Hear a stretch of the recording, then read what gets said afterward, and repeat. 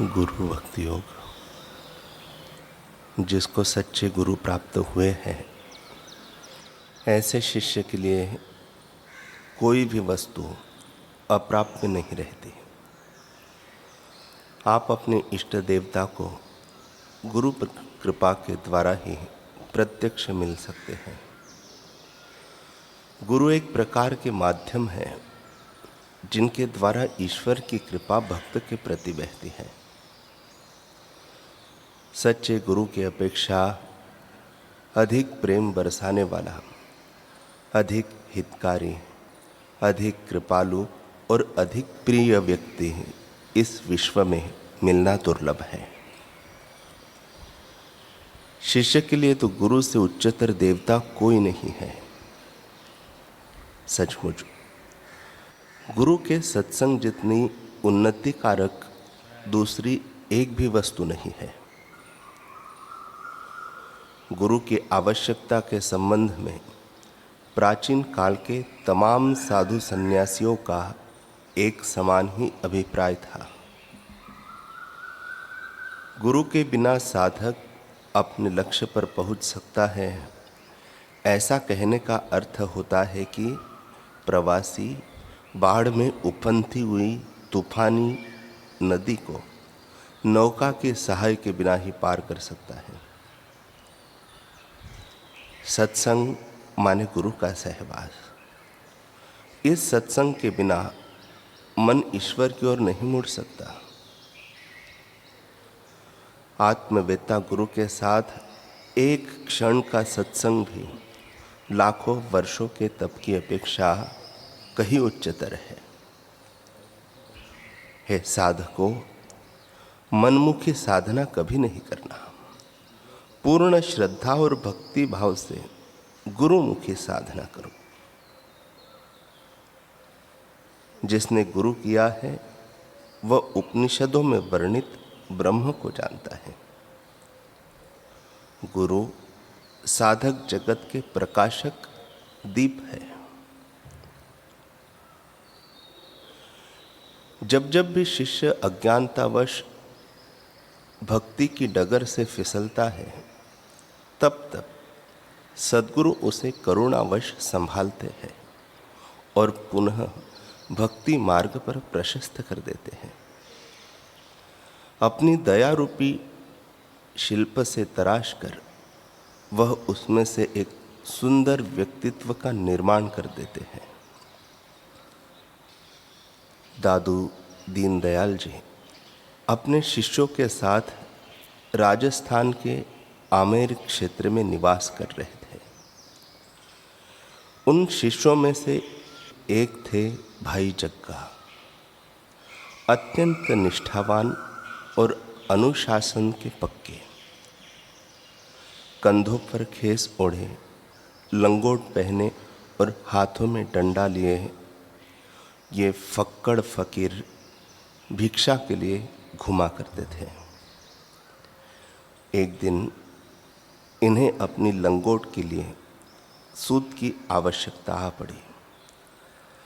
उस समय सूत मांगना भाई जग्गा के लिए जरूरी भी था और मजबूरी भी थी।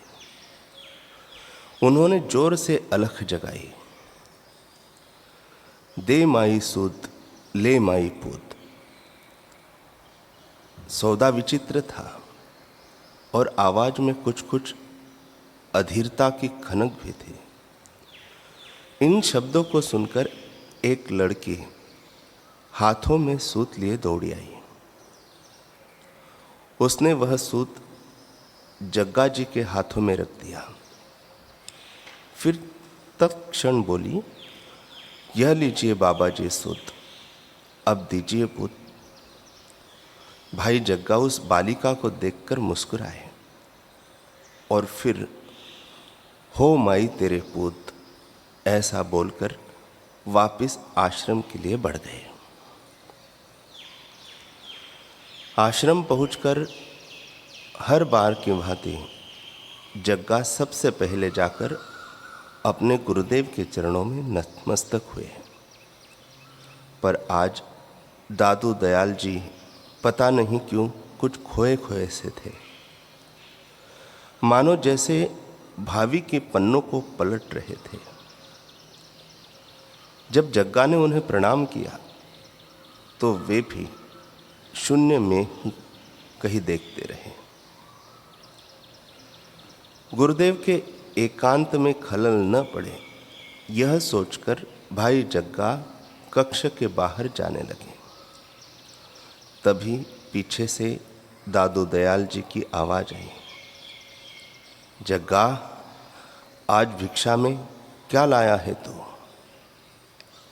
जग्गा बड़ा हैरान हुआ, क्योंकि आज से पहले गुरुदेव ने ऐसा प्रश्न कभी नहीं किया था।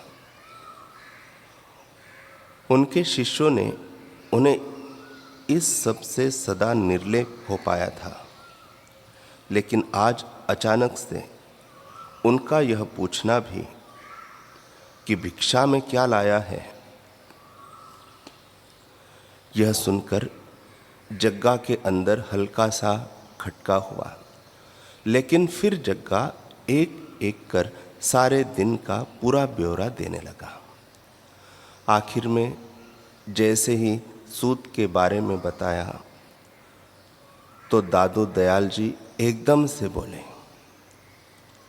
यह कहाँ से लाया है और क्या लाने के साथ साथ कुछ देकर भी आया है? जग्गा को एक बार फिर से कुछ विचित्रता का एहसास हुआ। दादू जी ने पुनः दोहराया, बता जग्गा, सूत के बदले में कुछ देकर भी आया है क्या? दादू जी के मुखारविंद से ऐसा सुनना था कि जग्गा को दे माई सूत ले माई पूत की याद आ गई। इशारा स्पष्ट था कि जरूर उससे कुछ गलती हुई है, पर क्या, यह तो अभी उसे भी नहीं मालूम था। जो वचन वह अपने मस्त मलंग अंदाज में उस युवती को कह आया था, अब वही शब्द दादू जी के आगे अटक अटक कर बड़ी मुश्किल से निकले।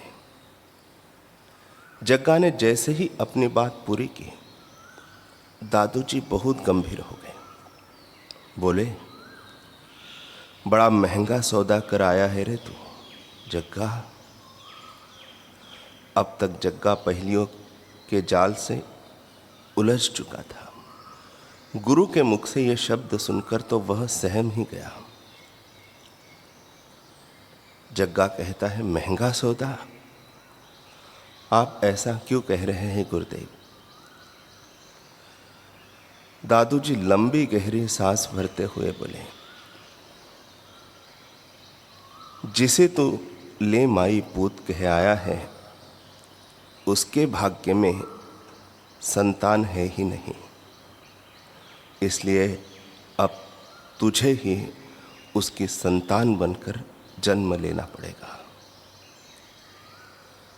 यह सुनते ही जग्गा के होश तो क्या, मानो जैसे प्राण ही उड़ गए। वह कांपते कांपते दादू जी के चरणों में गिर पड़ा और बोला, नहीं गुरुदेव, ऐसा न कीजिए, मैं आपको छोड़कर कहीं नहीं जाऊंगा। दादू जी कहने लगे, पर जो वचन दे आया है उसे पूरा तो करना ही होगा और तुझे ही करना होगा।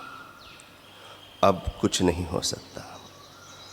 तूने मेरा शिष्य बनकर वचन दिया है और मेरे शिष्य का वचन मिथ्या सिद्ध नहीं होना चाहिए।